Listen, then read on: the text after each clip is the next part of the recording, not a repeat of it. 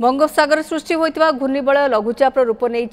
दक्षिण पश्चिम बंगोपसागर और पार्श्ववर्ती गांगेय पश्चिम बंग उपर रही उत्तर पश्चिम को मुहाई आहरी घनीभूत हो यार प्रभाव में मौसुमी सक्रिय होती राज्यर अनेक स्थान में वर्षा होती किछि स्थान में प्रबल अति प्रबल वर्षा होबार संभावना रही आज राज्यर अधिकांश स्थान में वर्षार संभावना रही मयूरभंजर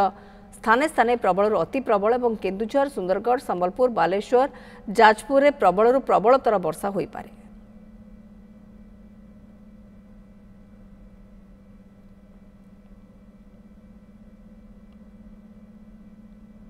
ओडिशा जो विंड आसुची प्राय ऑलमोस्ट पश्चिम दिगु आसुची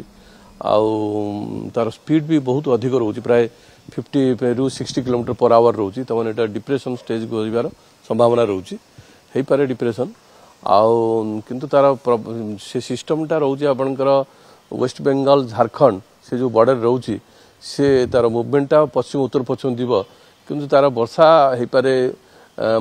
वेस्ट झारखंड छत्तीसगढ़ से पोर्सन में अधिका हम आमर उत्तर ओडिशा पोर्सन जो जिला गुड़िक रही